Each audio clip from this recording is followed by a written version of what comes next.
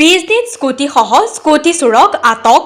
চিৰাং জিলাৰ বিজনীৰ চুভাইঝাৰ পথত এখন স্কুটি চুৰ কৰি আটক হ'ল এজন যুৱক। বিজনীৰ উদীয়মান যুৱক কয়জনে স্কুটিখন দেখি সন্দেহ কৰে। পিছত স্কুটিখন আটক কৰি ভালকৈ চোৱা চিতা কৰি ধৰিব পাৰে যে হেৰুৱা স্কুটি। স্কুটিখনৰ নাম্বাৰ হৈছে AS26F1493। পিছত স্কুটিসহ আটক কৰা যুৱকক বিজনী থানাত বুজাই দিয়ে। আটক কৰা যুৱকজন বিজনী আমগুৰিৰ অষ্টমী ঘাটৰ সুবল বাদ্যকৰ। জানিব পৰা মতে যোৱা 25 মাৰ্চ তাৰিখে বিজনীৰ চাতিয়ানগুৰিৰ পৰা চুৰ হৈছিল উক্ত স্কুটিখন।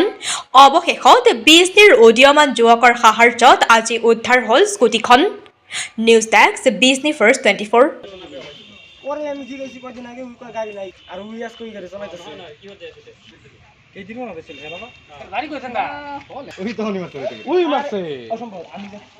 যোৱা 25 মাৰ্চ 2025 তাৰিখে আমাৰ 2 নং চাতিয়ানগুৰিৰ পৰা আমাৰ 2 নং চাতিয়ানগুৰি মা কালী মহিলা সমিতিৰ সমীপত দীপক চক্ৰৱৰ্তীৰ ঘৰৰ পৰা AS26F1493 নাম্বাৰৰ এটা স্কুটি তাৰ পৰা চুৰি কৰা হয়।